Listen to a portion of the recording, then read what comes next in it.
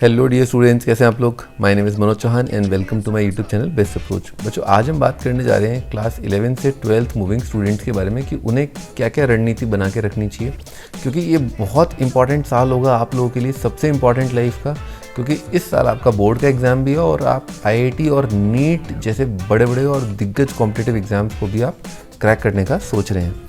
बच्चों, तो सबसे इंपॉर्टेंट होता है कि लास्ट टाइम पर बोर्ड से रिलेटेड एंजाइटी जो है बढ़ जाती है, यानी कि दिसंबर और जनवरी के महीने में आप बोर्ड से रिलेटेड जो चीज़ें होंगी उनके बारे में थोड़ा सा परेशान होंगे आप, ठीक है। तो उसके बारे में अपन पहले से ही सोच लें तो काफ़ी अच्छा रहेगा, उस टाइम पे आपकी एंजाइटी काफ़ी रिड्यूस रहेगी। ओके, तो उसी का मैं आपको प्लान आज इस वीडियो में बताऊँगा।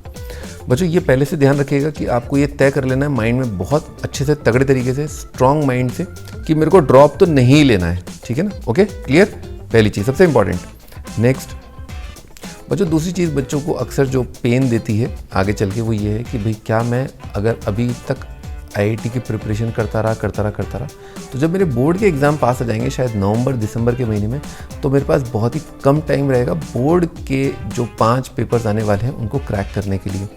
तो बच्चों, नवंबर तक आप देखिए, थोड़ा सोचिए, प्लान बनाइए एक बार। आपके टीचर्स ने भी आपको ऐसा कुछ प्लान बताया ही होगा, शेयर किया होगा।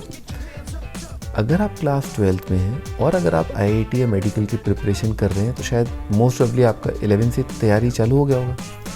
तो ज़्यादातर बच्चों का जो सिलेबस है वो नवंबर में फिनिश हो जाता है, नवंबर एंड तक, कुछ बच्चों का अक्टूबर मिड तक, इस तरह का कुछ रहता है। तो मोस्ट ऑफ द सिलेबस आपका फिनिश हो चुका होगा, क्योंकि फिजिक्स केमिस्ट्री मैथ्स या फिजिक्स केमिस्ट्री बायोलॉजी रहेगा। तो फिजिक्स केमिस्ट्री मैथ्स लेते हैं IIT के लिए, तो फिजिक्स केमिस्ट्री मैथ्स करीब 80-90% जो है वो आपके बोर्ड का एग्ज़ाम का सेम रहेगा। तो मान के चलिए कि 80-90% आपका सिलेबस वैसे भी हो गया है PCM का, तो रिमेनिंग ओनली 20-30% बचा, यानी कि आपके पास करीब दिसंबर जनवरी फरवरी रहेगा अपना रिमेनिंग 20% थोड़ा बहुत ऊपर नीचे फिनिश करने के लिए फॉर PCM। ऑफकोर्स आपको इंग्लिश और आपका जो 5वां सब्जेक्ट है उसके लिए आपको पूरी तरह वहाँ पर डेडिकेट होकर के 2-3 महीने में मेहनत करना पड़ेगा।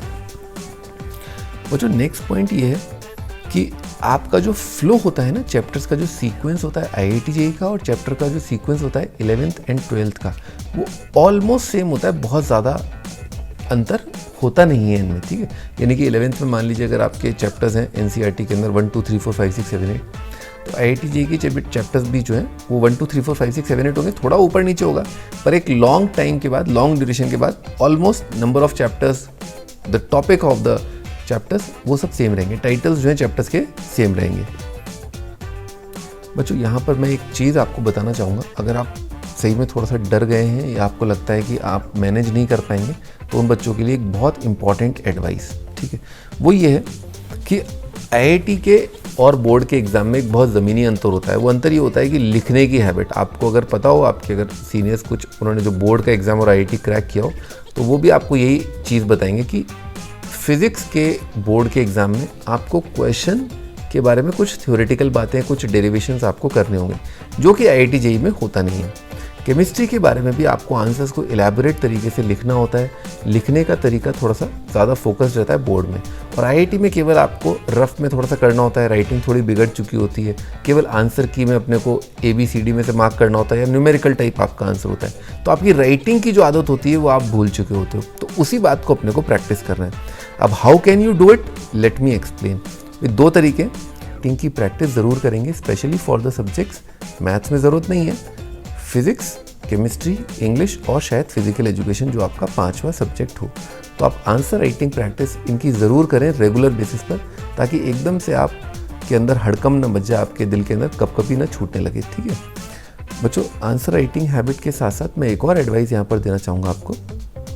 आप ऐसा भी कर सकते हैं, एक होम ट्यूशन या प्राइवेट ट्यूशन्स भी ले सकते हैं, जिसमें आपका जैसे ही कोई एडवांस का टॉपिक होता है फिजिक्स केमिस्ट्री मैथ्स का पूरा, मान लो आपका इलेक्ट्रोस्टैट्स पूरा हुआ, मान लो आपका केमिस्ट्री का 12th का टॉपिक, मान लो आयनिक इक्विलिब्रियम पूरा हुआ, या मान लो कोई भी मैथ्स का चैप्टर डेफिनेट इंटीग्रेशन आपका पूरा हुआ, तो तुरंत आपने अपने जो शहर है उसके अंदर कई टॉप टीचर्स होंगे जो बोर्ड के लिए पढ़ाते होंगे, और उनमें से कई होंगे जो आपको प्राइवेट ट्यूशन्स देते होंगे।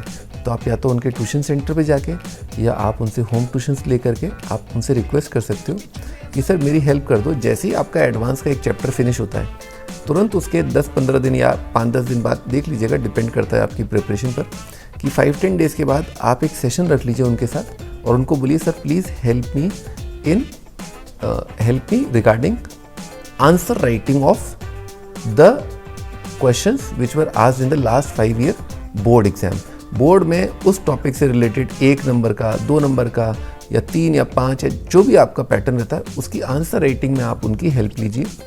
ओके, तो इस तरह से आपकी पहले से ही प्रैक्टिस रहेगी, आपके दिमाग में भी कॉन्सेप्ट फ्रेश रहेंगे, बिकॉज आपका IIT एडवांस का जो चैप्टर हुआ है वही चैप्टर आप बोर्ड का हाथों हाथ फिनिश कर लीजिए। ठीक है, तो I think this is a very good strategy, आप इसको फॉलो कर सकते हैं। ठीक है बच्चों, best of luck for your IIT JEE and medical exam. Take care, bye bye, and do not forget to like, share and subscribe my YouTube channel for these sort of updates. इस प्रकार के updates के लिए आप इस YouTube channel को ज़रूर subscribe करिए और इस वीडियो को लाइक करिए। Bye bye.